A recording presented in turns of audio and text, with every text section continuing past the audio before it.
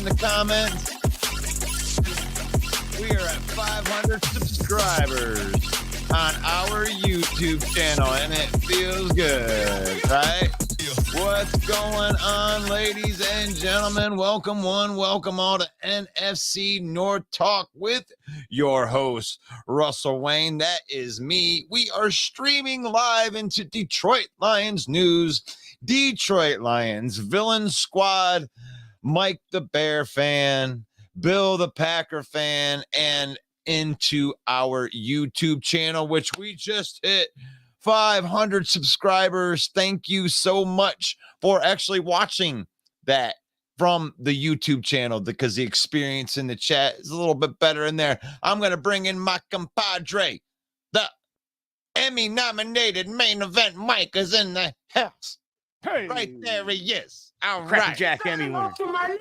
That's right. Main event Mike is here, and we're here to talk some football here on this September 20th, 2023. And NFC North is a very injured division. Main event Mike, how are you feeling? What is this, a quasi Howard Cosell that we got going on here? I don't know what that is. I'm great, Russ. Thank you so much. New Football age. Talk with Russell Wayne. I'm so glad to be here. Main event hits 500 subscribers on YouTube. It's congratulations, my friend. Oh, it felt good. That's why I'm doing bad impressions this morning. I mean, it's gosh, it seemed like such a long drag out to try to get that, but we appreciate everybody for watching over there and, you know, being on our YouTube channel, subscribing to our stuff, putting our stuff out there, because that's what makes the engine go right here. And I wrote down a bunch of stuff for the NFC North, and I don't know who you want to start with. We did a lot of Lions talk yesterday, so I figured we'd start somewhere else today and talk about these Packers dealing with some injuries as well as the Lions. A lot of offensive line injuries. Lukas VanNess was injured. His elbow is injured. I was looking for a status update. Can't find anything on that. So it seems like a lot of the teams in the North are dealing with the injury bug. Yeah, the front seven on defense, they seem like they're pretty deep there. They've got depth. They can probably overcome these injuries here. But in the secondary, one injury to that secondary, and they're about sitting where the Lions are right now with CJ being gone. So.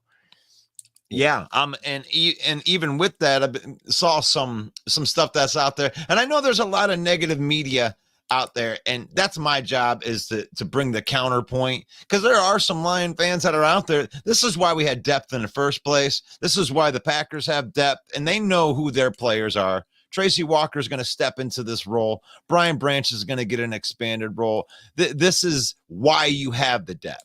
Tracy was a starter last year. This isn't some bum, some replacement level player. This is a starter in this league, been a starter, proven guy that's going to go in and replace CJ.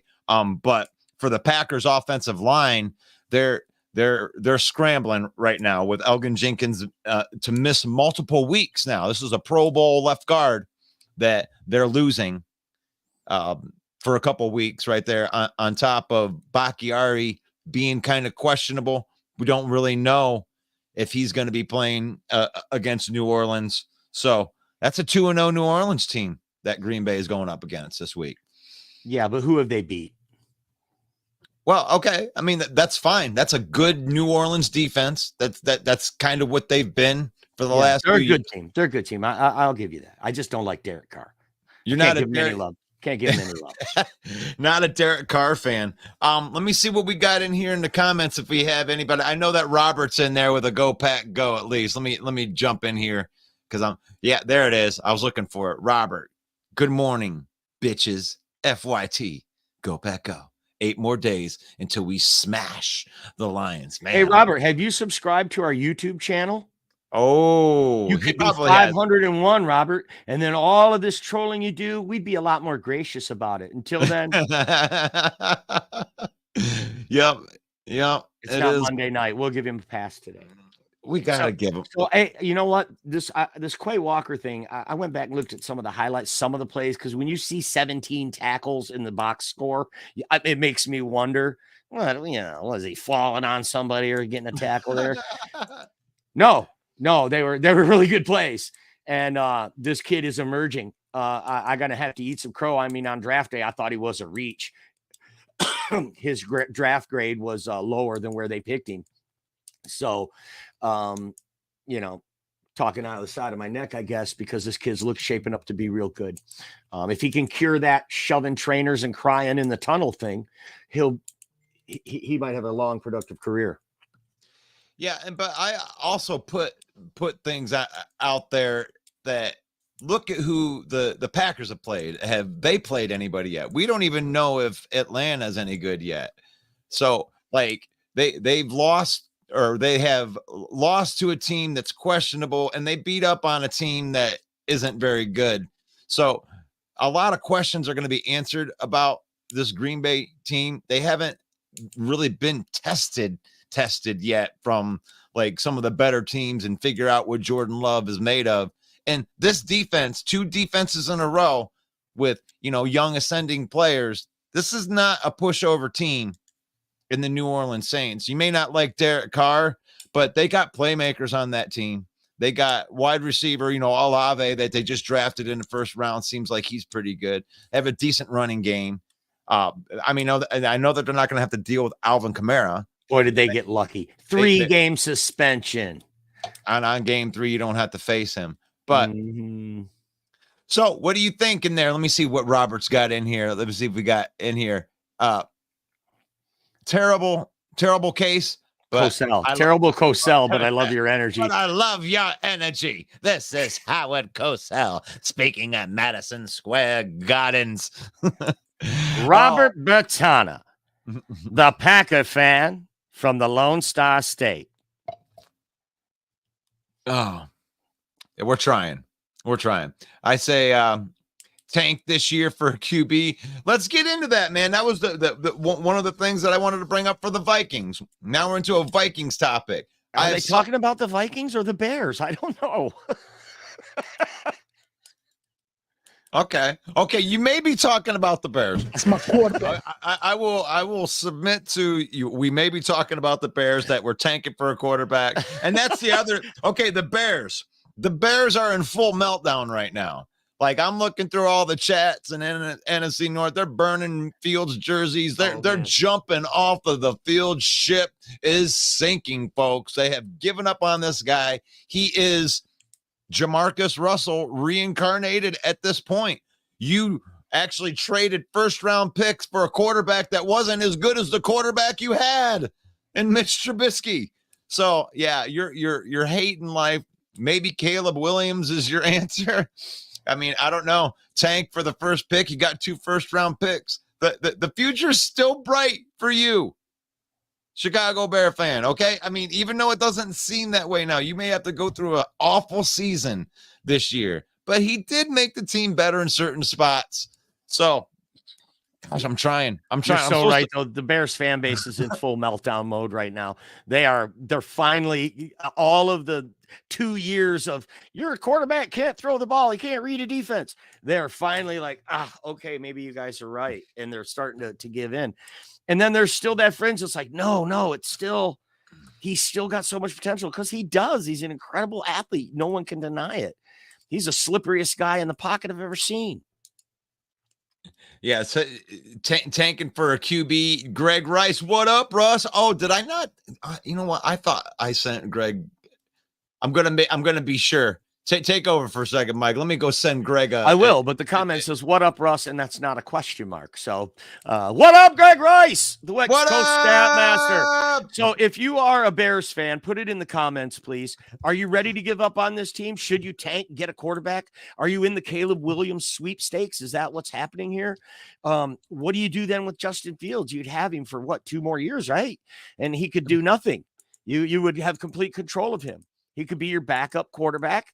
And, maybe a wildcat thing, a weapon until his contract runs out. And then maybe he's a good piece of trade bait.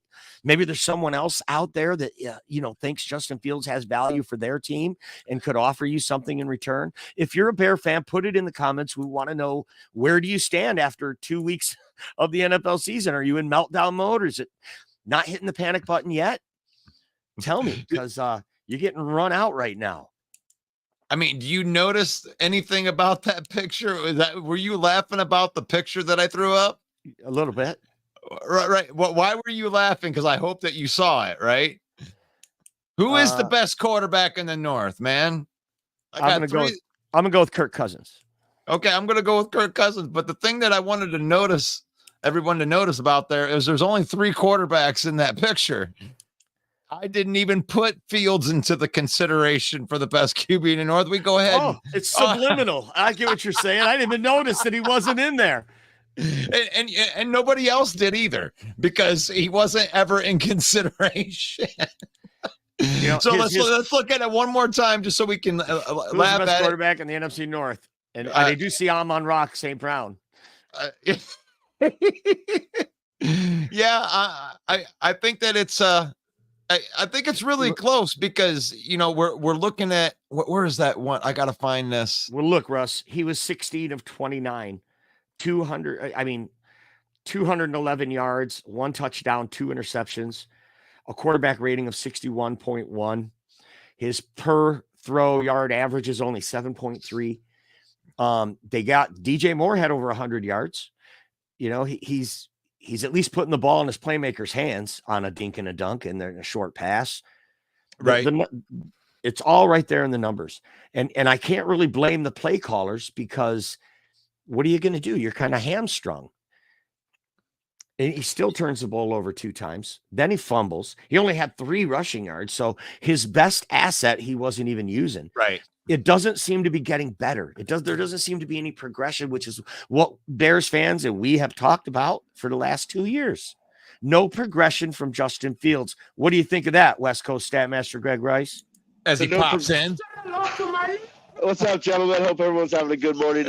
In terms of Justin Fields, you guys, I am willing to give him to the halfway point of the season. You guys know how I feel. No complete games. The guy's sloppy at handling the ball. It's all bad all the way around. We've all seen the clip of him missing that wide open receiver right there in the red zone versus the Bucks. Like, just simple plays, man. And you guys are right. The majority of Bears fans at this point, after the last 2 games, are pretty much done. I knew they were going to start turning on him after the Packers game. To lose in the fashion in the way they did the Bucks, though, what do you do at this point? Yeah, and they got truck sticked by the Packers in week 1. Yeah, and that was pathetic. That was pathetic. I was so I thought Poles had that team. I really thought that team could compete for second place in this division. And I really do think it is a 2-dog race between the Lions and the Packers going forward, because I don't see it with Minnesota. Honestly, I saw the rumors. I actually put it as a question that should Minnesota be shopping Kirk Cousins right now in the last year of his deal, with them being 0-2 and them, not a lot of 0-2 teams have success going through the playoffs. And even if they do win games with their offense, that defense is not a championship caliber defense. They have no chance of championship aspirations. Should they go? Kirk Cousins to the Jets? I like it. He's on an expiring contract. Why not? What do you think of that, Russ? Yeah.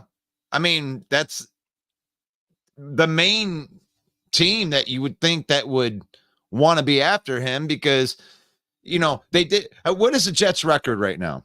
1-1. So they're 1-1 right now, and they did it without without Aaron Rodgers and things. So I would think that if somehow they could go to 2-1 or something like that to bet on another quarterback in there, you got to be all in for the season. You really do, don't you, Greg? If you're the Jets. Yeah, let's be real here, you guys. How are you going to put a Kirk Cousins and Aaron Rodgers contract under one team? I like it. Kirk Cousins to the Jets, I think that'd make him a championship caliber team. How are you going to make this work, though? You make Minnesota pay it because Quezzy's that dumb. That's how. You give them enough draft capital and say, we'll give you this and this. And, by the way, this player who's young, whoever that is. Yeah. Because that's stylish now. And you say, and you pick up, we have this much money we can spend. You pick up the rest, and we'll take Kirk Cousins and give you all this. Absolutely could be done. Absolutely. Okay, it could.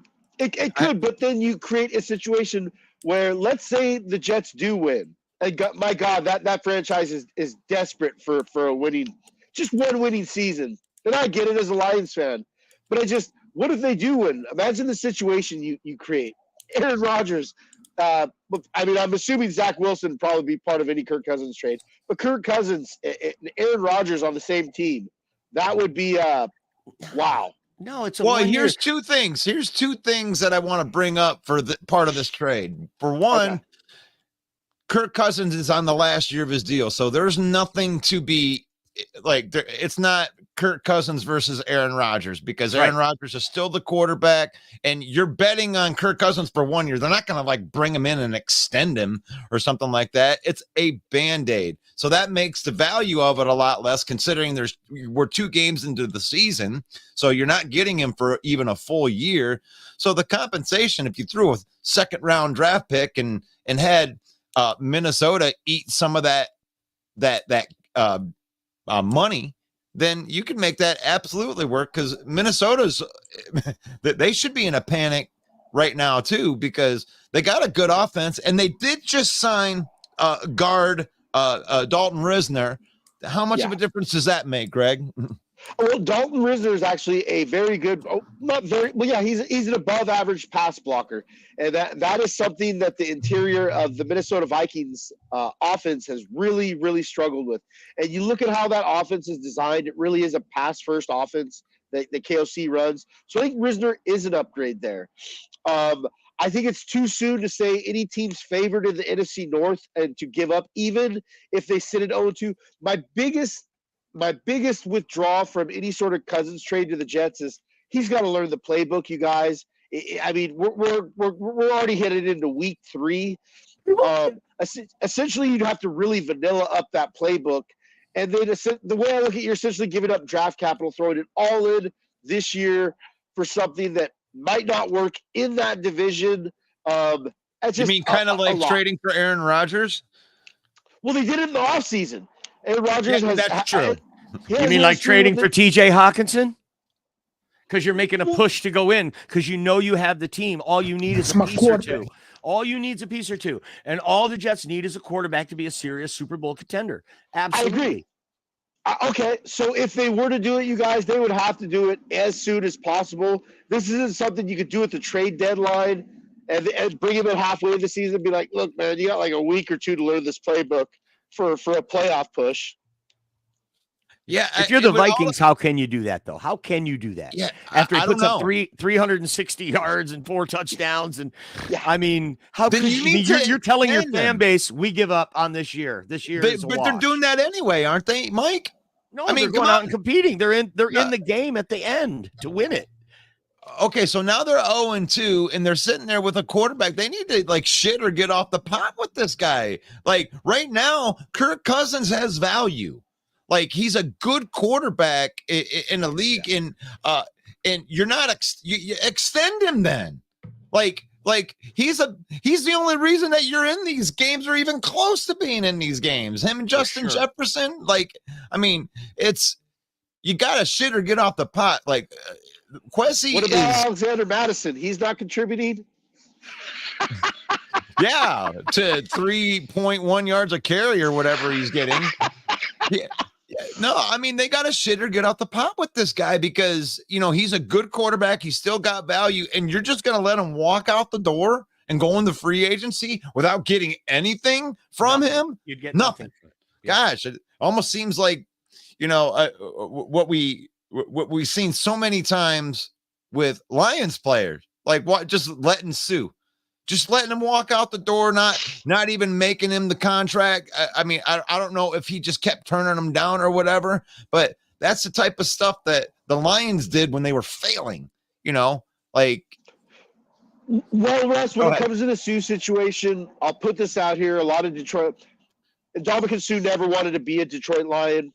He held out all during camp, got himself a mega contract.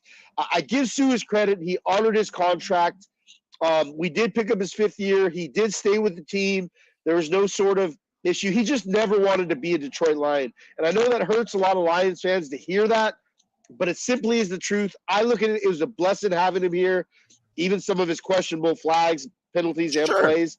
Yeah, you're But he never kinder wanted than to be I here. am. You're kinder than I am, brother. He never wanted to be here. You hit it right on the nose, and that causes disdain from me. You know what? Give it a chance. We drafted your sorry ass. Why don't you try to make the most of it? Try to become a winner here. Yeah, the Lions stunk. Okay, we stunk all these years, and now you don't. I mean, come on. His sister tweeted like the day he got here. Man, won't be long. We'll be out of here. Yeah. But I mean, come on.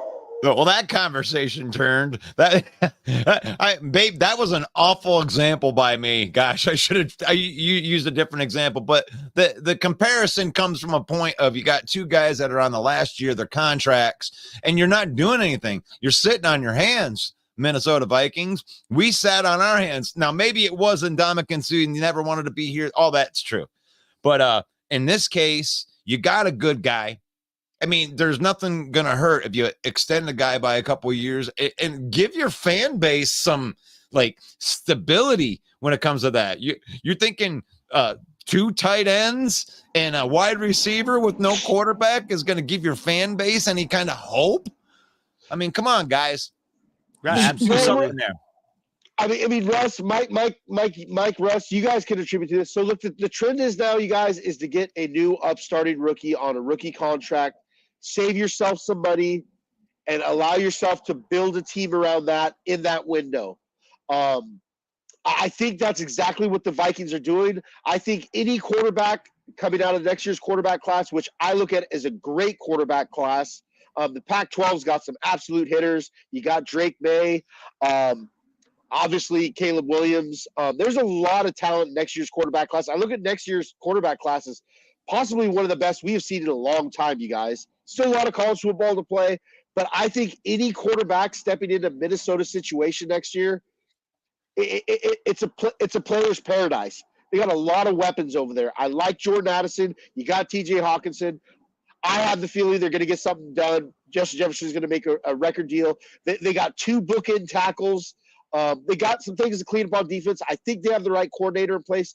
I like the Minnesota Vikings just letting Kirk Cousins walk. Like, hey, best of luck to you. Let's see what you can give us this year. Give us some good highlights to show what quarterback can come in. And look, this is what you have to play with. Right. I think Justin Jefferson has a better arm than Fields, says Sarah. Sarah, it is so good to see you in the comments representing the Minnesota Vikings in there. And I appreciate all the Bear fans right here. He wasn't a receiver. It was a running with a seam route. Yeah, but he seems to have missed. Okay, that's Bear Down Mike right there. But I appreciate you being in there as a Bear fan, representing your team. I NFC North talk here with Russell White. I brought this this A-dub because this brings up an interesting question here that I'd like you guys to answer. But now, this is A-dub. A-dub always has good, insightful, make you think about it comments right here. I felt that the Bears would ruin Fields based on the coaching and scheme. So the question to you two is, and I'll start with main event Mike on this, is if Fields was in a way better scheme, do you think he could be a better quarterback?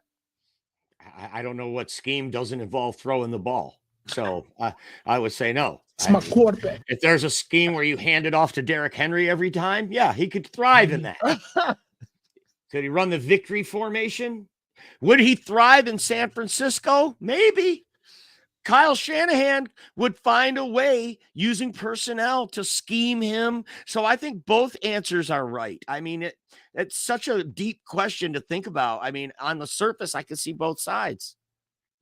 So the Bears are going to give up on him next year, and he's going to go to another team. Greg Rice, when he goes to that other team, do you think he has a chance to be successful in a different offense? Absolutely not. I think at this point, at this point with Justin Fields, what you see is what you get. I think he could be a good gimmick player somewhere. Mike alluded to it. Unless you're under Shanahan or Doug Peterson, I just don't see any sort of scenario where this guy thrives. Maybe he's a little bit more consistent. You get a little bit more RPO action involved with him, but I just don't see it at this point. Like I said, I'm still giving him 6 games to show something, but the fact that I haven't got a complete game from this young man yet, He's my friend Mike Racing told me he's like 28 games into his career. You haven't seen that complete game yet. The kid has a fumbling issue. I don't even care about the interceptions anymore. It's just like, what do you do? Right. No, absolutely. That's a good call. So Sarah says that why would we trade Kirk? We're only one game behind. We lost 2 games due to turnovers. I mean, that's but you're 0-2. That's the thing, is you lost 2 games and you got Kirk Cousins on the last year of his deal. And this wasn't me. I didn't make this up, guys. I only go out and I regurgitate what I see that's being reported out there. And somebody, I can't remember who it was the old tight end, Kyle Rudolph had brought it up and says that they should absolutely be exploring a trade so that way they can get some kind of value out of this guy before they just let him go. You should. Did you say you regurgitate it? I regurgitate the information. We're like little baby birds. You're like the mama bird, regurgitating it into the information to us. Can I sign off and plug the show and interrupt you? Sure.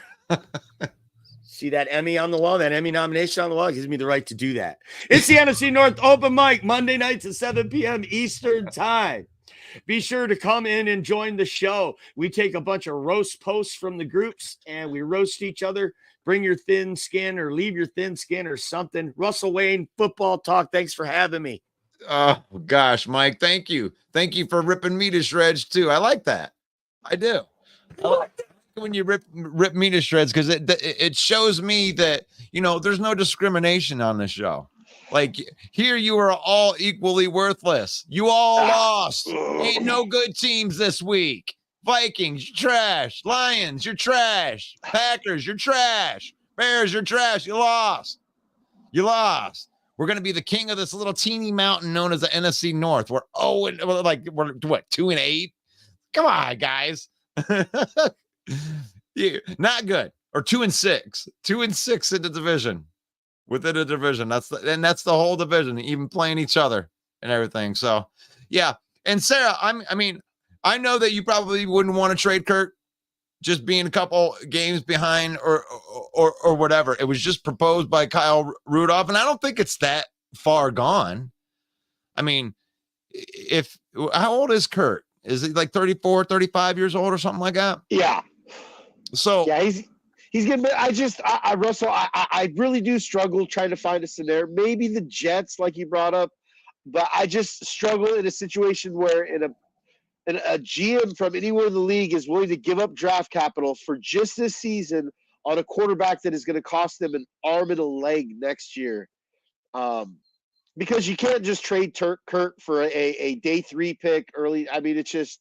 Oh, no, you got to get the value. The contract is like, and this is what Sarah says, and we can talk through this and help her because I like that she's asking questions because there is a philosophy behind this. Why would you eat some cap space for the Jets? And I did not know this, but Kirk would only have a $10 million cap hit, which makes him way more valuable.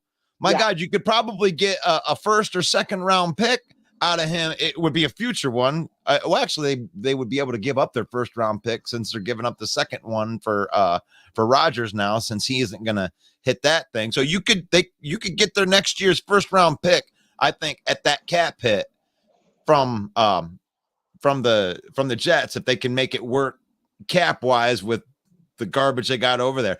I'm not saying it's smart for the Jets or whatever, dude. I'm just saying that they're pretty dumb. I mean, they did bring in Rodgers and then get rid of all their young wide receiver talent for Lazard and Cobb.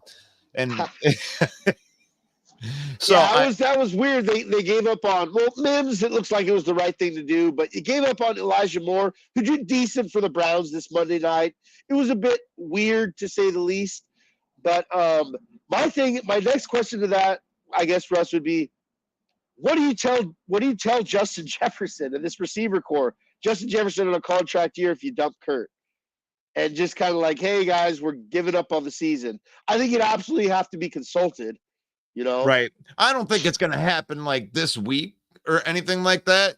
But I thought it was interesting that Kyle Rudolph brought it up because it does bring an interesting dialogue that's out there. What is the threshold? I mean, because here you are. This is a big game for you Viking fans. You gotta go face the 0-2 Chargers, who are in the exact same position that you guys are, in a way harder conference. They need the game even more than you guys if they want to expect. They expect big things out of Justin Herbert out there. And it's LA Chargers, isn't it? I'm sorry. But they got a great team out there. They just drafted a badass wide receiver in the first round. Yeah. And Quentin Johnston, and they already got good receivers over there. Austin Eckler. They were. There was a tweet that went out. I took a screenshot of it, Russ. So the Los Angeles Chargers have put up 58 points, have no turnovers, and are sitting at 0-2. The only team, I think I read, the only team in NFL history to do that. So, I mean, is that not like the Lions like? I think it's Vikings like. Yeah, it is Vikings like. I mean, they go out, they have these explosive offenses that can score on you at any time, but they can't stop anybody. Yeah. Which is crazy though, because at least in the Vikings, you look up and down their roster and you're like, okay, I get it. But then you look at the Chargers and they got one of the best edge combos in the league. And Russ, I seen a highlight of the Chargers and it made me shake my head, man. So Brandon Staley, this defensive guru, there was a play where in week 1 where Khalil Mack was out on an island versus Tyreek Hill. It was the biggest mismatch I'd ever seen. Khalil Mack is on the sideline, looking at the sideline, like calling for help. Play snaps, and it's Khalil Mack one-on-one versus Tyreek Hill. And a matchup you absolutely do not want to see. And I just don't know what to say about the Chargers. I think the Vikings actually have a chance. I'm just not sold. I think the Vikings are a worse team than the Chargers. I'm not sold on Brandon Staley as a coach.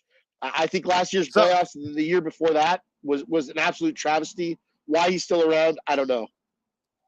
And it's a very, very interesting matchup. You got two teams, because really this is the season. Yeah. This is a bit this. You can't go 0-3. You can't go 0-3. Yeah. I agree wholeheartedly. Either Russ. one of these teams, it's like, and I know that both of the locker rooms are in there giving the rah-rah speeches saying, hey, look, if we don't win this game, it's going to be very, very hard. And I'm sure whoever loses will be like, oh, we're going to go out there. We're going to do better. We're going to go back to the drawing board. Yeah. And but no fan base wants to see their team go down 0-3. And there it is right there. Vikings versus Chargers. That's a really, really big game. Let's move into the Bears. The Bears, I don't even who the Bears playing this week. Kansas City. 13-point underdogs. But I will say this, Russ, if you're a gambling man, the Bears are so desperate right now, you guys, for anything. I talked about this in a chat with some other Bears fans. If you're a gambling person, this is going to sound a bit crazy, but I'd actually take the Bears to cover that spread just out of desperation, just out of everything on the line. Give me something. I could see the Bears covering the spread and losing maybe by a touchdown or a touchdown and a field goal. I just as desperate as they are, as bad as Justin Fields is, I think they scheme up some sort of game plan to at least cover the spread. I have to agree with you. I usually like to take counterpoints on that, but you just hit on one of my philosophies when it comes to doing point spreads. This is the NFL, guys. 72 point whatever. I don't know if it's the actual number, but 70% of the games I would guess they come down to this one score thing, because the parity in the NFL is so tight and the teams are so close that most of the games come down to one possession or some kind of one thing game. So anytime I see a point spread that's like above 10 or anything like that, immediately my red flags go up. And that's a smart betting. If there's a strategy that's out there, look at that matchup. Honestly, I still wouldn't take the bet. I wouldn't go put money on it, and I wouldn't tell anybody to go put money on it, but I wouldn't kill you if you did. I wouldn't say that you were stupid if you took those points. I just don't think. I think the Bears are just bad. and this is a perfect trap bet for you to go out there and take those points and take the Bears and just have Patrick Mahomes put up a career, one of those Mahomes things, and making Sky Moore have 3 touchdowns and have a breakout game or something like that. I could see that against the Bears defense. They don't have anybody to really match up or stop Mahomes with Gordon out for the season and everything. It's like, I don't know if he's out for the whole season, but I know that he's injured reserve. So there's that. So let's go into the Bear. I mean, if you're a Bear fan and you actually think that you can cover that spread, I'd like to hear from you. I'd like you to put that in there. I got 16 people on the YouTube right now, and I got 9 likes on there. So if you're watching right now, and I know you can hear the words that are coming out of my mouth, can you please just hit that like button on the video that you're watching right now? It doesn't take any effort, and it really helps us out a lot. We appreciate that. Thank you so much for doing that. Juan says, it won't be long till we're out here, accent and everything. What's that mean? I don't know. I don't know what that means. I don't know. Mickey, Robert, I love your posts, and I always enjoy going through them in my free time. I am sorry I am invading your privacy, but I would love to be your friend. I hope to see you in your text friend request from you really, really soon, Nikki. Oh, Robert, you're getting trolled. You're getting trolled by the fake. This right here, Nikki is actually a 350-pound dude. So that put up a profile picture that's trying to get you to subscribe to Nikki's trying to get a date right here. Yeah, so I'll read it. Let me reread this in the way that it probably actually sounds in reality. Hey, Robert. Honestly, I love your posts. I've been going through them in my free time. I'm sorry I'm invading all your space, and I'd love to be your friend, buddy. Come on, Robert. I just want to see it. I want to see you, Robert. You and I could be dating friends.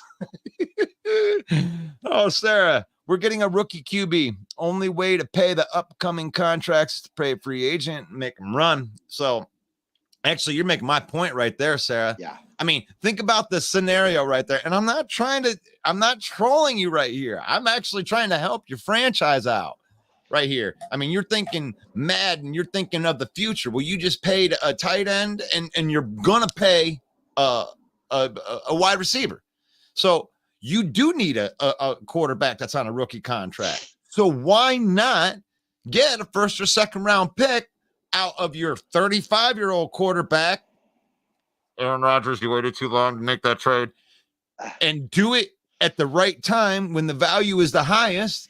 And that way you have extra picks on top of your picks, and maybe you have a shot at getting one of these top tier quarterbacks out of next year's draft. I ain't trying to troll you. I'm actually trying to help you, Sarah. And maybe I'm dumb. Maybe I'm just a stupid guy that is just making dumb trade proposals. A rookie quarterback would be able to thrive in our offense. They'll have plenty of weapons to throw to. And I agree with that. But I do not undersell the fact that this man right here, all the way to the right, Kirk Cousins is the best quarterback in this division. Okay? Agreed. Like, I'm not even going to I love Jared Goff. I think Jared Goff is playing out of his mind. He's playing better football than he ever has in his career, and he's playing it right here with the Detroit Lions. Kirk Cousins, a better quarterback.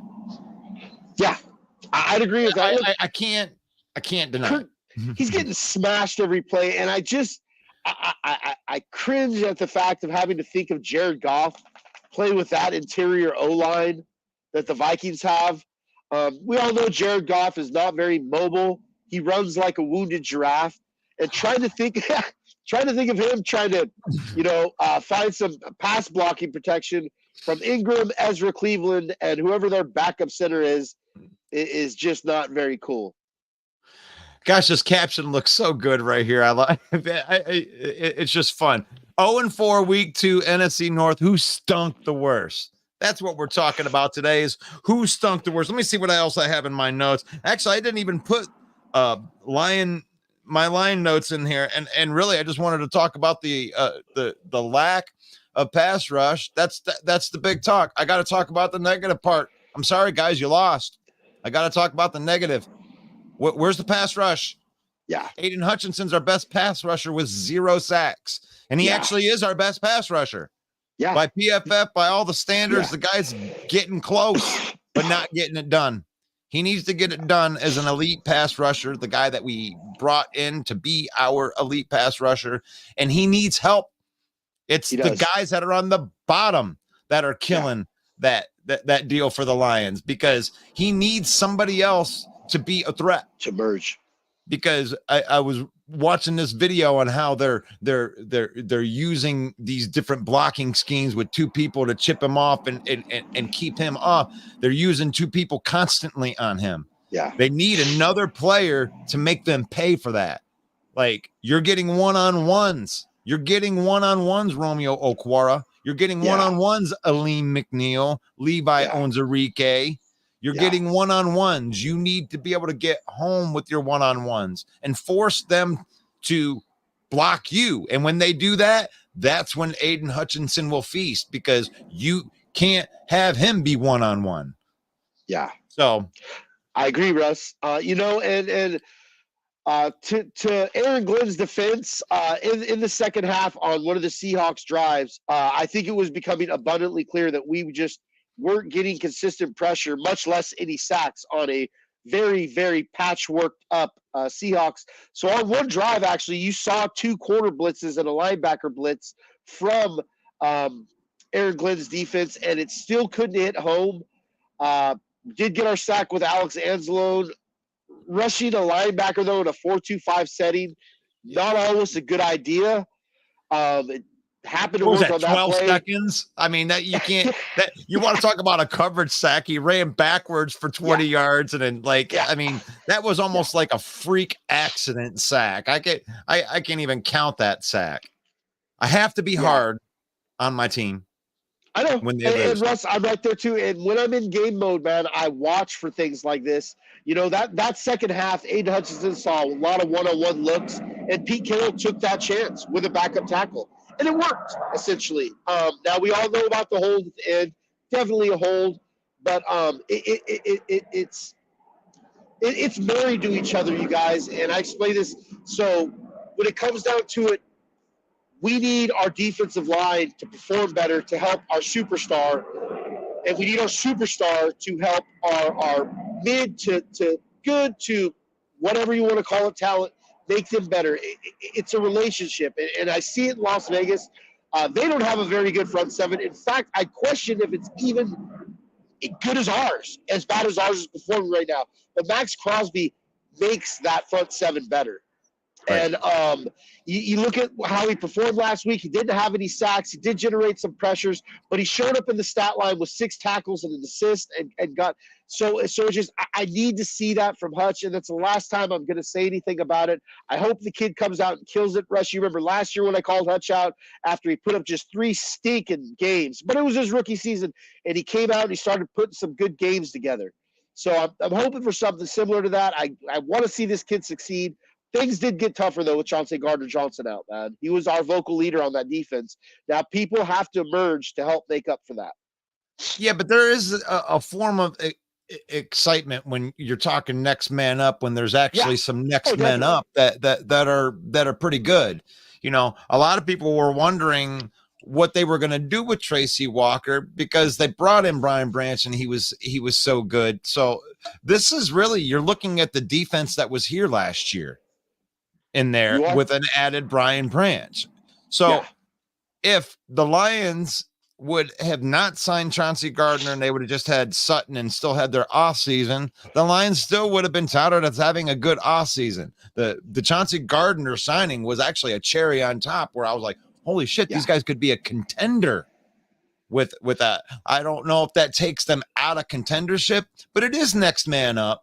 And I'm not going to fault the Lions defensive line for not getting at an offensive line that is coached by Pete Carroll.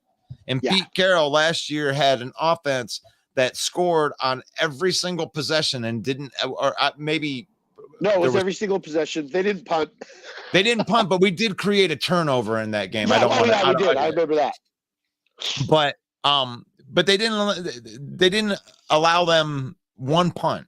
Like they didn't get them to punt one time. Now in this game, the Lions were up 14-7 at halftime. Yeah. The defense was obviously a better unit than it was last year. This is a good Seattle team, guys. This is a deep Seattle team where, you know what they said last week when they lost their right and left tackle? You know what they were preaching in the next man up. And that's what we got to do. We're going to be missing some pieces this week, and we just lost the game, and we don't want to go to 1-2 and then have to go to Lambeau. You want to lose 2 home games in a row? Yeah.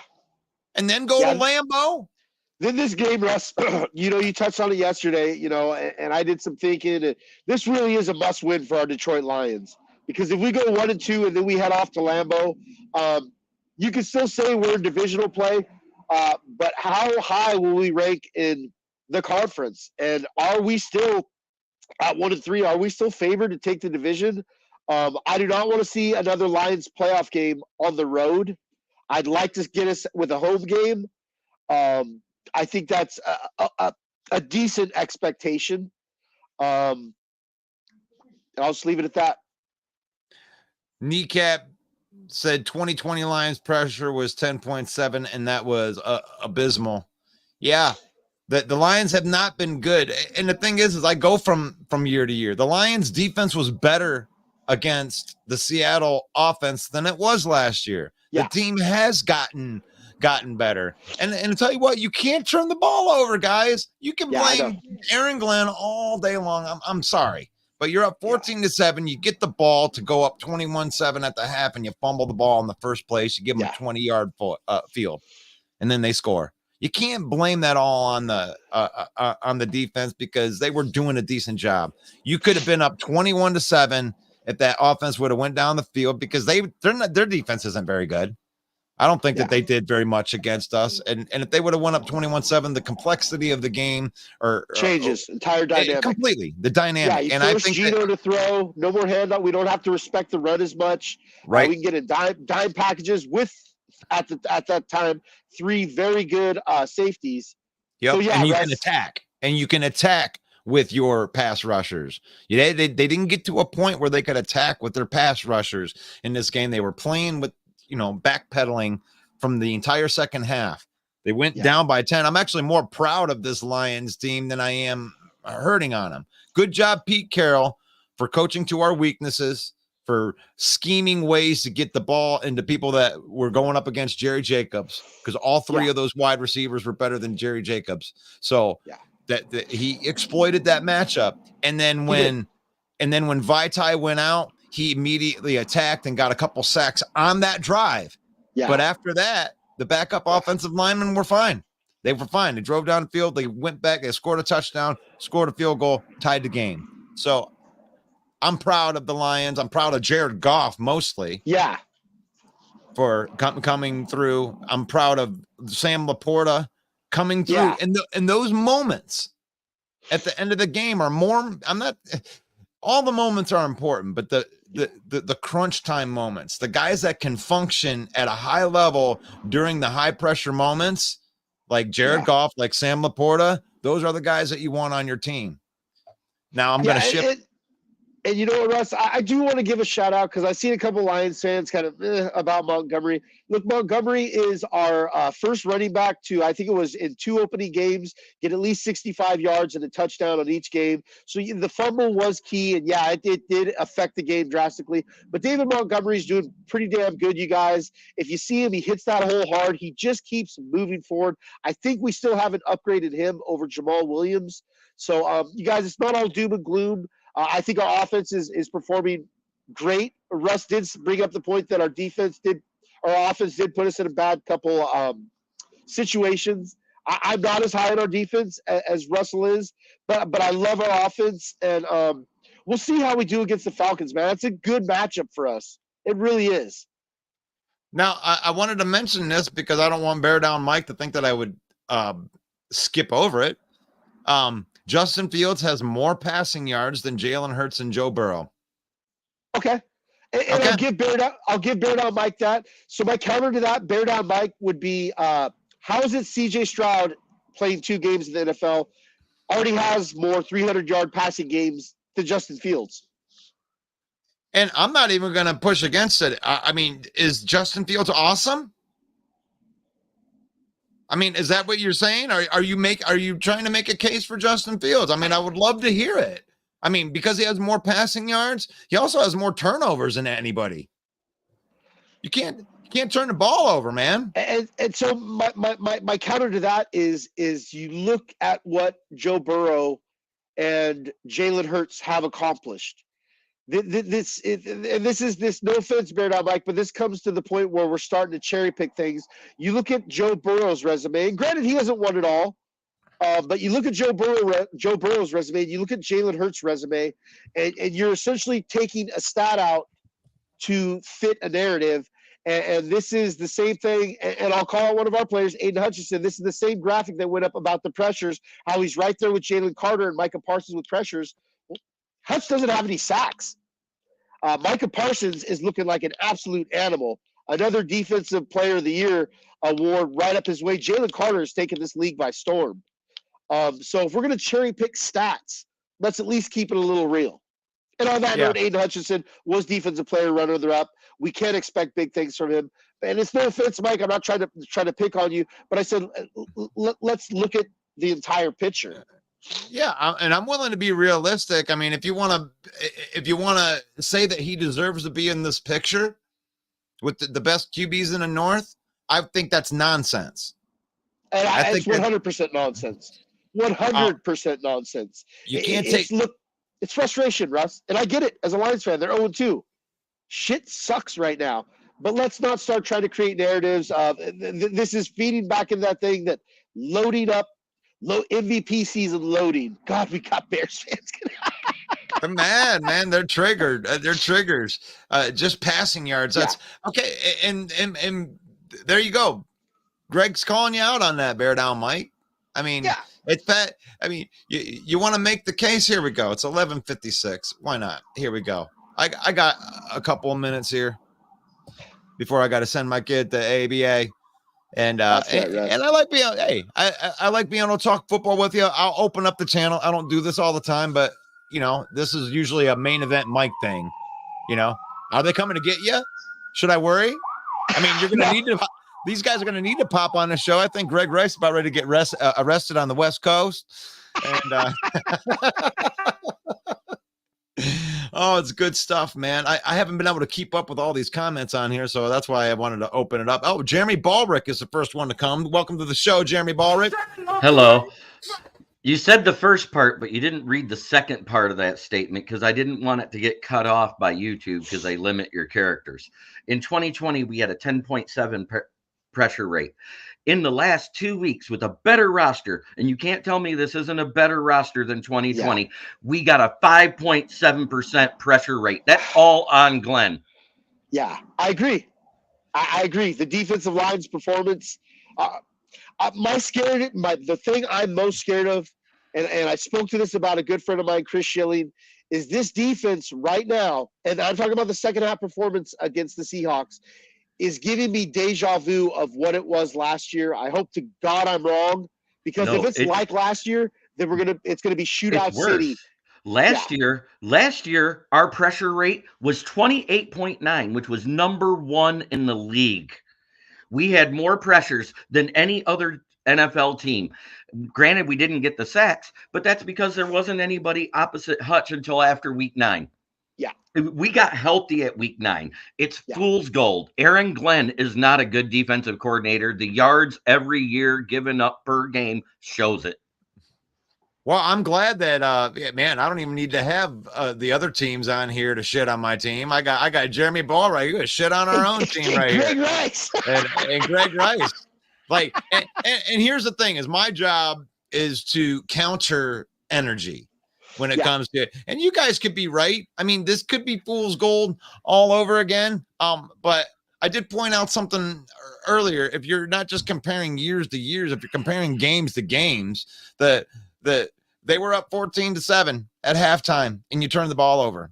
I mean, I can blame it on Aaron Glenn all that I want, but I guarantee that he would have called a much different game if they had went up 21-7 instead of fumbling the ball and making it 14-14. So but we also didn't call a different game in the beginning of the game than we did versus the Chiefs. We made Geno Smith look like Pat Mahomes. We did. maybe in the second half. No, the whole game he was completing passes because all he did was put a man in motion, watch for the cornerback to run with that guy, and as soon as he did, he goes, "I'm targeting Jerry Jacobs. I don't care who's on him." Yeah. He didn't miss very many passes, Russ, like at all for the entire game. but Geno Smith looked good. But my counter to that is that's part of the strategy that was working at 14-7 because they weren't giving up big plays. They weren't giving up touchdowns. They were giving up short plays. They were playing way off the line of scrimmage. They were making it so Geno Smith couldn't kill them with the long pass. They didn't give up long plays. It reminded me of a Joe Barry defense.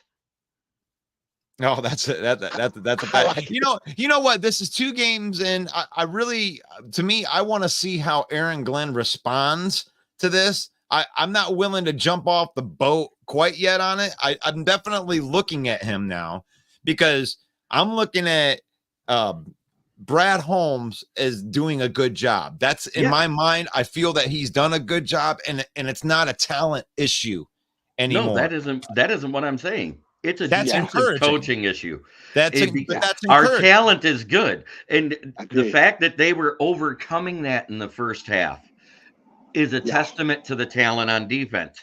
The coaching of the defense in the second half was abysmal. He made no adjustments. He did the same thing. We were doing soft man coverage, not press man coverage, sitting way back. And then on third down, we'd go to zone and they'd carve us up underneath because we did that same soft zone that Joe Barry does, where the receivers are anywhere from 5 to 15 yards off the line. Greg. They did get a couple more than a couple. They did get a few third and longs on us, you guys. And those are absolute heartbreakers when you need to get off the field, Russ. It seemed like we couldn't. And it hurt. There were times that we did get off of the field. I'm actually proud of this team more than I'm hurting on them because it was the turnovers and I don't even blame Jared Goff for the turnover for the pick 6. I mean, he got hit as he thrown. That guy was 3 yards away when his arm moved. I'm not going to go there. He threw a bad pass. He did throw a bad pass. But it's under duress, and he 3 yards away. I mean, he was 3 yards away. He was still by the guy that was trying to block him. Matt Nelson's not good. That's all I got to say. Yeah, definitely when he got injured right there. Yeah, well, Matt Nelson was one of our highest graded players. I mean, he shouldn't have been. Not from what I saw. I mean, it is what it is, man. I just keep it real when it comes with the actual stats. Everyone says our backups were awful. Jared Goff did not get hit. That was a bad pass. Okay, he may have not gotten hit. I was going off of what main event Mike said on the deal. I was just thinking that, wow, his streak was over when it happened. I was like, oh, shit, there's the streak is over. But, like, I can crucify him over it, but this is game 2. You know, I know. I think I'm really not happy with these defensive stats overall. If you look at 2021, we gave up 379.8 yards per game. And we just 2022 played 2 best offenses in the league. I understand. In 2022, it should have got better, right? We had better talent, correct? Right. We didn't. We got worse. It was 392.4 yards per game. This year, granted, it's less because we're finally stopping the run game. It's the passing game we're not starting. We're only giving up 86 yards passing. We're giving up almost 270 yards in an average. And that's with Geno Smith throwing for 343 and Pat Mahomes not, which is fantastic. But you got to admit, his receivers were booty cheeks. They were booty cheeks, but they Pat Mahomes was 0 for 7 on third down, and it wasn't all because of the it wasn't all because of the receivers being booty cheeks. Guys make plays or they don't make plays. Like I understand how it works with narratives as we bring A-Dub to the show. What's up, A-Dub? What's up, fellas? I like having your voice of reason. You're a voice of reason for Green Bay Packer fans. We're upset, as a lot of the teams are in the NFC North with losing. We all should be upset. We all sucked. We lost. Mm-hmm. I mean, and as a matter of fact, I think Green Bay fans have more right to be upset than we do because they were leading 24-9 to lose 25-24.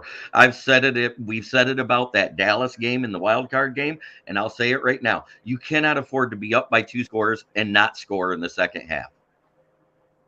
Yeah, that's the truth. And I wanted to ask you a couple questions. Do you know anything about the VanNess injury? Do you know anything about the Jenkins injury, your injury fronts? Are you looking to have any of those guys on Sunday against the Saints? There hasn't been any major updates on that stuff just yet. Probably will know something by today when it comes to knowing who's going to be available and who's flexible. They'll eventually come out today. Did somebody? It sounds like someone's getting shaken up in the back room by that man. Do they owe money? They didn't pay their tab. Did you hear all that commotion in there, Jeremy? Somebody just dropped something, but it's okay. But like I said, as far as the injuries to our team, we won't know much of anything till today. They should come out sometime this afternoon. So how confident are you feeling with your team going into playing the 2-0 Saints? Might be fool's gold with those guys, but they are 2-0. Yeah, it could be because you never know what you're getting. Like, good as the record shows, but some are not. Like you can never, like they always say, you don't be fooled by a team's current record because not every 2-0 team is as good as the record says. Oh, for sure. This is the NFL where the parity is good, where 70% of the games are 1-score games, and we pretend like it's a banner sometimes. Oh yeah, we only lost 1-score games. Well, everybody loses 1-score games. Shut up. Like, come on. Well, but then when I look at the Saints team, I just wouldn't take much of anything for granted. Like their receivers, Chris Olave and Michael Thomas, can pose a problem. But like Main Event Mike say, I don't have no trust in Derek Carr as a QB. I've seen what he did with his time away from that team when he was with the Raiders, and it wasn't all that great. He even had his chances to shine even with his old teammate Devontae Adams over there, and even that wasn't working well to his favor. Well, we'll have to see that. It's like there's a team right there, and I'll give that to you, Jeremy Ballrick. We got the NFC. Was that the East that has the Tampa Bay and the South, or the South? They got 3 2-0 teams and 1 0-2 team. Isn't that crazy? Like nobody would ever called that at the beginning of the season. They're playing like the NFC East did last year. Everybody said they'd be garbage, and they got an attitude, and they're coming out and smacking people in the mouth. That's what I see. Right, yeah. Right. And that Pete Carroll team that came in here, like I said, I blame the loss of the Lions on Pete Carroll, and I'm giving more credit to Pete Carroll than I would take shots at anybody that's on our team. That was a good game. That was a good game, but I'm offensively, it was a great game. Defensively, I'm unimpressed. That's all I got to say. Right. And and to me, I'm unimpressed with turnovers. I hate untimely turnovers. And you turn the ball. Untimely turnovers, but the offense overcame the turnovers. The defense couldn't stop them in the second half. You can say what you want. If you're at the 50 or after, and you got to drive the field to score, we should be able to get a stop, right? Well, they did. They got stopped. They came in the back. First half. We got 3 punts in the first half. Not much, because the one stop enough to come back from 10 points down and tie the football game. We actually stopped them on the one drive in the second half, but CJGJ got full of himself, decided to push Kenneth Walker down, and extended that to a touchdown. Right. Yeah, you got to stay poised. You can't turn into Quay Walker because you hate that. You hate looking at that, and you have nothing to do but to point at that player. And it's a damn shame that Chauncey Gardner got injured, but It is. that was a really, really dumb play. It was super rookie, full of himself type of play to me. When you get full of yourself and you just got that adrenaline going and you make a rookie mistake, that's what that looked like. So I want to ask you, Jeremy, that how do you think, because the Lions have a lot of injuries too, and you can go through them one by one. How do you think that we are going to Band-Aid this depth-wise? Well, number one, we got to stop healthy scratching certain players who might be better than who's been playing on the roster. We traded up to get Broderick Martin. He hasn't played one snap in the regular season yet. Is he a project player? Probably. But we need him to get snaps to be able to develop. You're not going to get snaps riding the pine watching the game. The other one, Isaiah Buggs. He's a space eater. He takes up blockers.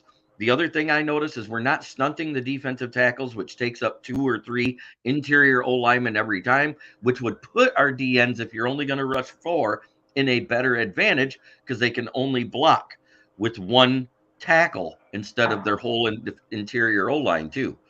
When you got 5-on-4, because you're not blitzing enough at 5.7%, you got to use your tackles the right way. And that's why I say we miss Todd Wash more than anybody thinks, because the guy that we got dialing up the D-line pressures, he's not dialing it up.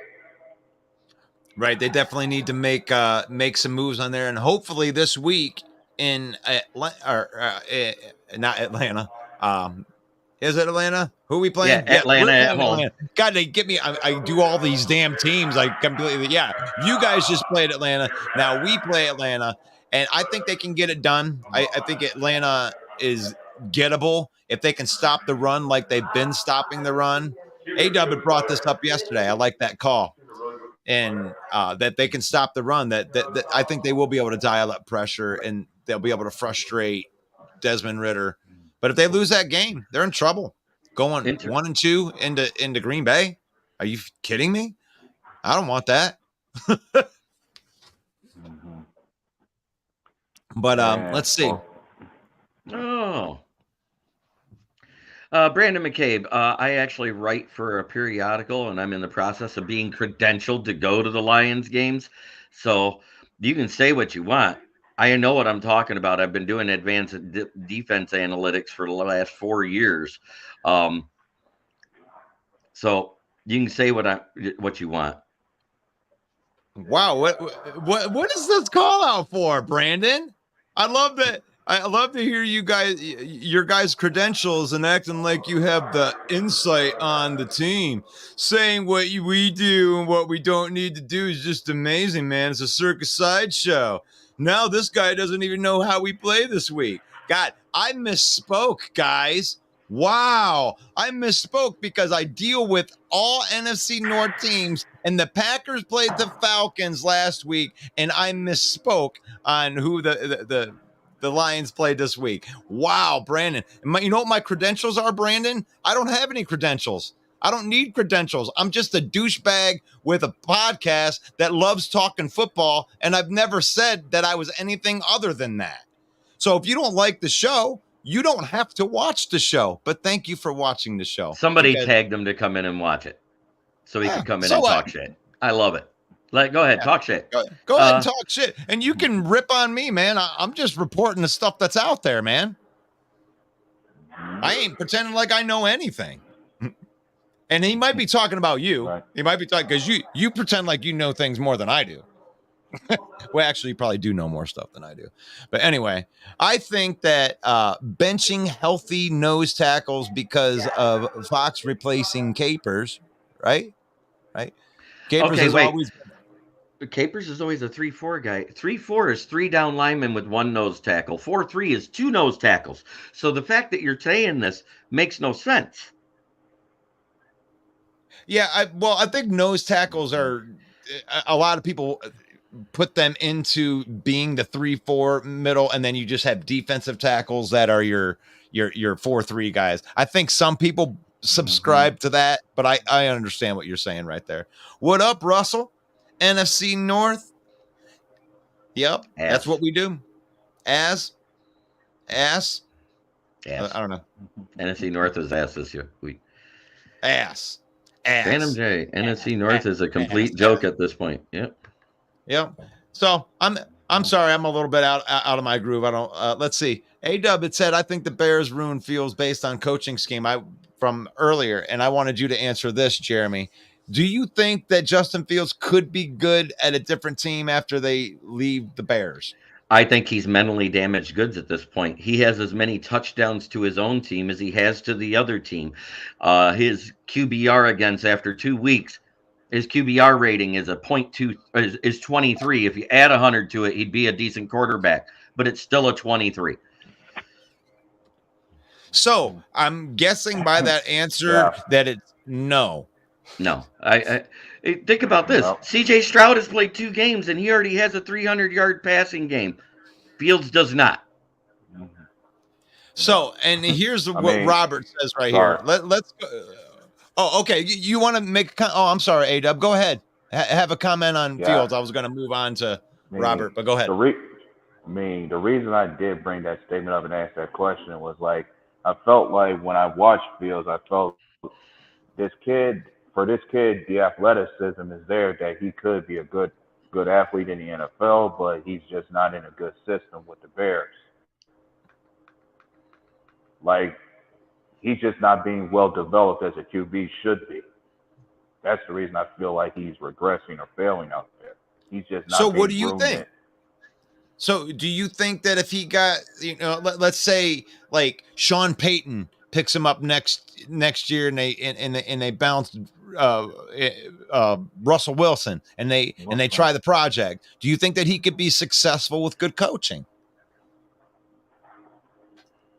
Maybe he could, maybe he couldn't, because I'm thinking you guys might have been on point with what you said about his ability and where his mentality is right now. It's like he's definitely damaged at this point. Right, man. I wanted you to go out. I wanted you to go out on a limb, damn it. But I'd say that it's too much. I think that we've seen what we've seen from him, and we know who he is, and that's what he's going to be everywhere. I don't think he's going to be anything more than a gadget player for the rest of his life because he can't throw the ball. Robert said, no doubt that Cousins is a top quarterback. He has the talent to work with a wide receiver and tight end. Love is doing it with a bunch of second-year guys and much less talent, wide receiver and tight end. You tell me. Go, Pack, go. So Robert is coming out and saying that Love is the best quarterback. I think I'm reading between the lines in the NFC North. What do you feel about that, A-Dub? Could there be an argument for Love to have proven himself to be that good this year? Maybe. Like, he is right about one thing. Love has been performing with a bunch of young kids out there. And currently he has been leading the league in 2 different categories, which is QBR rating as well as touchdown passes. But I'm not pushing so hard to say that Love is up there yet. I'm giving this, like, I have my case to where I'm looking at this team like it's all about progression and evaluating. I'm letting Jordan Love take time to grow and develop before I judge him properly to where if he's on the level of Kirk Cousins and Jared Goff, I let his play speak for itself to where he'll be there. And you would like that. I mean, I mean, being on that level, those numbers are impressive for all 3 of the quarterbacks. That very good quarterback play in the NFC North. When you look at it, you can't really complain about your quarterbacks. I think that Kirk Cousins is the best quarterback, but I think Goff is, right there. You can make an argument for Goff. And 3, 2, 1, go ahead, Jeremy. Well, let's see. There's been 2 Thursday night primetime games with the NFC North quarterbacks. One won, one didn't. So I could put Goff over Cousins. And I like that. You like that? I think it's my quarterback. That's a great call for calling that, but I don't want to call myself the homer all the time because I I'm just saying, in prime time, I'm taking Goff over Cousins. In regular games, I'm taking Cousins over Goff because he does have that little bit better of a passer rating, QBR, whatever you want to go by. Right. That metric is always just a little bit better for Cousins in regular season I'll games. be in there. And when I look at what I want out of my quarterback, if you ask me who I wanted 5 years from now, it's definitely Goff. Because Goff is about ready to be 28 years old. He's in the middle of his prime. He's playing the best football of his career. And Kirk Cousins, even though I think he's a little bit better as of right now, he's 35 years old. I mean, Like my Kool-Aid cup. You got your Kool-Aid? You got any Jim Beam in there? I'm gonna need it if we lose again. Oh gosh. You said something about Atlanta, and I want to bring something up that I noticed in the Packers game. When he ran to the left, he averaged 2.3 yards per carry. Who was on that side? That was when Quay Walker was at linebacker, which is why he led the team in tackles. On the other side, he got 5.2 yards per carry, which is the side where Rashawn Gary is, who's more of a pass rush specialist and not a great run stopper. Am I wrong, A-Dub? You're not wrong. Okay. And usually that's also where supposedly we had I think another rookie that was over there, maybe Carl Brooks or even Kobe Wooden. They lined up on that left side as well. Right. So Quay Walker led with 17 tackles for a reason. Granted, 7 of them was from behind when Behan did get break free and got pass containment and moves well in space. But at the same time, he was held in check on the left side way more than the right, is what I'm getting at. So it also bodes to the fact that their left tackle is not as good as their right tackle. Their interior O-line is good. Their right tackle's great. Their left tackle's not. Mm-hmm. You could say that, but like that team itself is built for running the football more so than passing. Right. And so far this season through 2 games, we've got a good to great run defense. We haven't given up 100 yards yet. Mm-hmm. And that's what I like about the Aaron Glenn defense. It's like I do want to see them get more pass rush. There's no doubt in my mind, but last year when they couldn't stop the run, it was more frustrating than anything that you could like have on defense. You could have the best pass rushers in every third play, they're getting a sack or whatever. But if you're not stopping the run, teams just fucking gash you and beat you. Like, and to know that they are stopping the run, and these are 2 pretty good rushing games with Pachenko and Kenneth Walker and Zach Charbonnet and company. So, and we're going up against an equally good one this week in Bashan Robinson and Tyler Algier. Algier. Yep. Thank you for helping me. Yeah. So it's not the way it's spelled. It almost looks wrong. It looks like it should be more French, more Algier than Algier, but it is Algier. That being said, Desmond Ridder so far has only thrown 1 interception at home games, which is why he's 5-0 at home in the NFL. But he's lost all his away games. Why? Because he averages 2 interceptions per game to 1 touchdown. Yeah, some people really struggle with the crowd noise and anything. Not everybody can do that silent count thing. Well, but definitely when you speak of interceptions, we did drop more than a handful in that game. Right. And Kyle Pitts, great move the chains guy between the 20s, but once he gets in the red zone, he's Julio Jones part 2. He's allergic to the end zone, can't catch one unless he's away from overseas. That's the only touchdown he's caught in his career, was in London last year.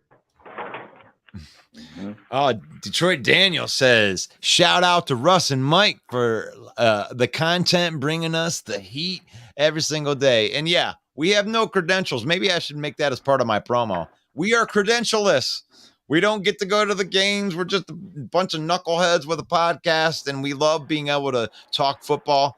This whole thing started with actually the And We Know Sports guys with which I have Sir Slap Nasty's going to be here tomorrow on the program from And We Know Sports. And we started just talking to each other in the morning on the telephone, every day for 10 years, just hour long. And I always I was like, man, we should turn on a recorder. We should turn on a recorder and we should record these conversations and everything. So this year decided to turn on the recorder every single day. Was just every Monday for the open mics. And that's always fun. 7 p.m. Eastern with the host, Main Event Mike, doing that thing. Let me get that promo up there. Look at that. Look at that promo. Main Event Mike. Every week. The King of Sting. Come in there. Talk trash a little bit. And then every morning we're doing this NFC North talk with me, the host, Russell Wayne. Jeremy is in here probably 4 or 5 times a week, giving some stats. And quotable quote of the day from Jeff Risdon, who is very close to the Lions and does very good work online, who is a credentialed press media guy that at every presser just said it's getting perilously close to time for Campbell to make another tough but necessary decision. This time on his defensive coordinator and longtime colleague, Aaron Glenn, on whether he should go or not. Yeah, but you think that does extend into this week. I mean, they're going to let. Oh, yeah, they're going to let him play. And I think that the defense is going to make a stride this week because, the very first week, Seattle, they got gut punched. I think that they got hit with a little dose of reality in a division game where they got punched in the mouth by the Rams. So they had their gut check all week and they were fired up. And the Lions came off a big win. They had 10 days to think that they were king shit at Turd Island. They were there. You know what I'm saying? Like they were like, yeah, we are the real deal. We're starting to buy. I mean, I'm sure a couple of the guys went into that and they went up against a team that didn't want to go to 0-2. You don't want to go to 0-2 in this league. It's very hard. Yeah.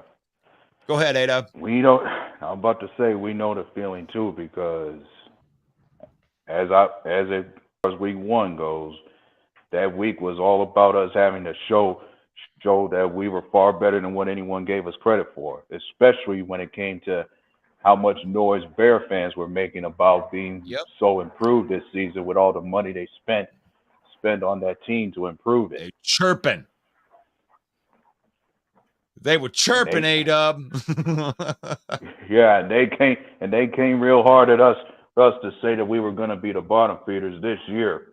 How about this one? And they was going and eventually Fields was going to be our new owner, but apparently Green Bay proved them wrong in that game. And then after the game's over, you got this guy that here's the decision. Oh my God. Admit Jordan Love might be good, or that he did it against the trash team. What do I say? We say that what a great game to start Jordan Love era against that trash defense. It was perfect time for him.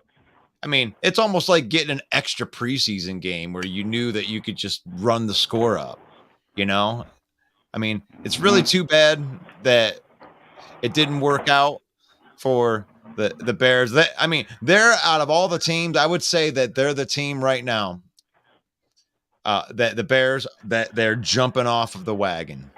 They're jumping off the Fields train. They're jumping off the Bears train. They're already saying, suck for Caleb Williams. It's already there for that. I don't think that the Vikings are quite there yet. I think that a bad loss to the Chargers might put them there. I don't think a win or a loss is going to destroy Lion fans. I don't think a win or a loss is going to destroy Packer fans. But I think after week 4, after it's done, right?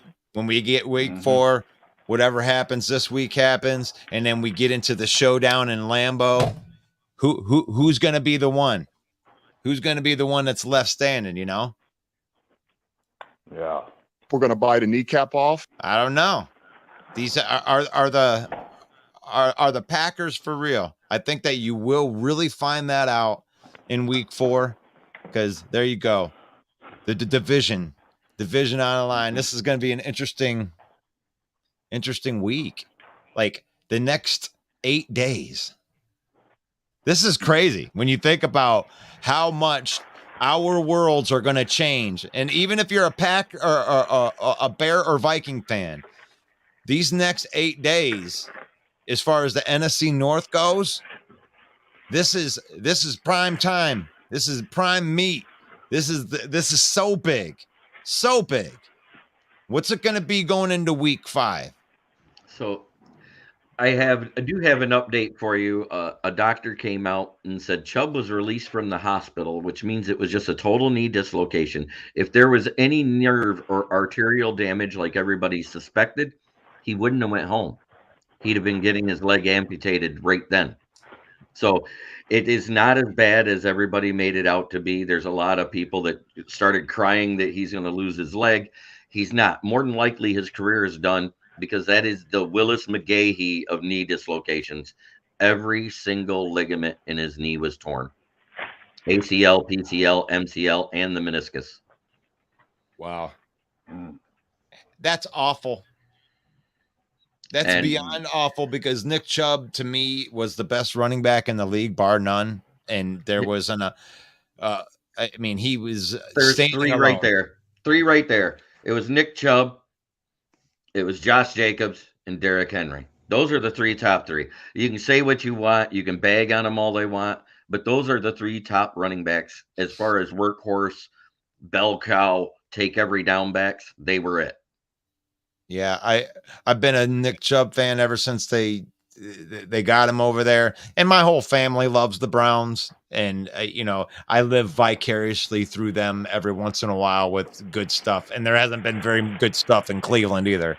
So Nick Chubb was a bright spot for the Cleveland franchise. And I believe that he's on the top of that list. He's been the most consistent running back over the last 10 years, just as a bell cow, or however they would use him. He changes the game out there, and it's a damn shame. It's a damn shame.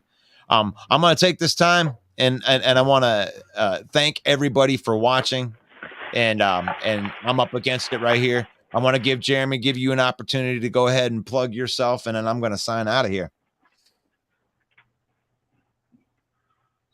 All right. You can check me out on the SouthFloridaTribune.com, where I write for the Motor City Tribune, which is owned by them. You can also check me out on my channel, which is Kneecap Biting with the Detroit Lions. And anytime you want it, every time you wake up every day, try to be a better person you were the day before, because it's the only way to make the world a better place, unless you're talking shit about the other teams in your division. That is fantastic right there. That is what is up. So this has been NFC North Talk with Russell Wayne. I do this every single morning, especially on the weekdays at 11 a.m. Eastern. Sometimes I'll pop in on Saturdays, depending on what we got going on. But we also have NFC North, the Huddle. This is a private group. So on our Monday show, okay, I have to do it in this order first. How about this? So for our Monday show, which is NFC North Open Mic with Main Event Mike, what we have is the NFC North the Huddle. We grab our roast posts from this group here.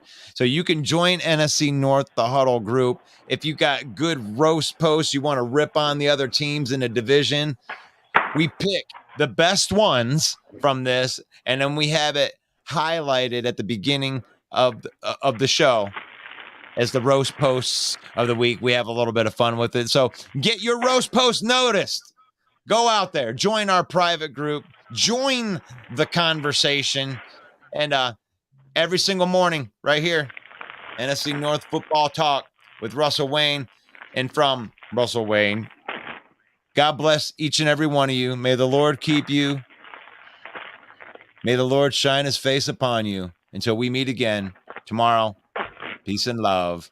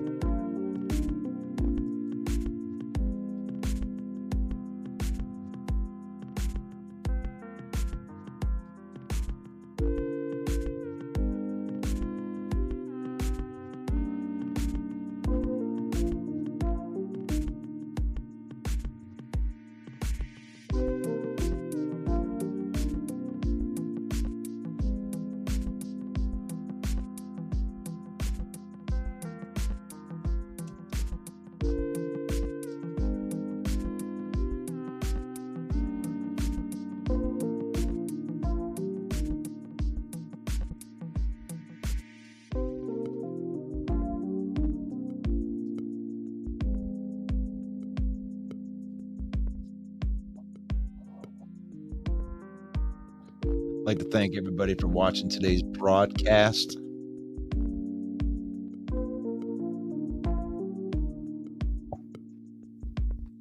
I threw the YouTube link into the comments. We appreciate it if you go over there, like the broadcast on YouTube, and give us a subscribe. That would be awesome. Thank you so much for watching today. Who do you got? You got the Packers. The Packers are going to be facing the 2-0 New Orleans Saints. Who do you got? You can throw that in the comments. Bears are playing the Kansas City Chiefs. They're getting 13 points. You think the Bears can get closer than that?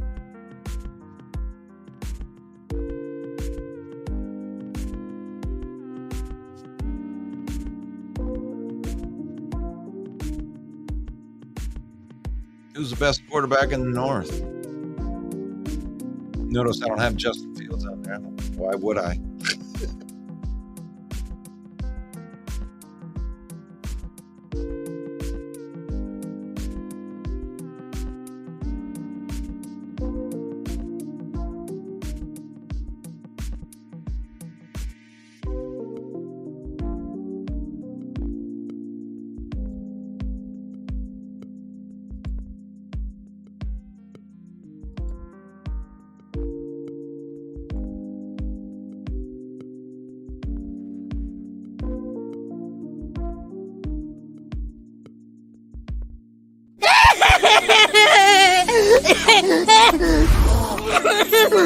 It's not fair. They were so happy.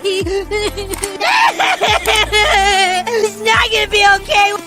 What's going on, Russell Wayne and the Main Event 365 Network? This is Jason Kabinda from the Detroit Lions.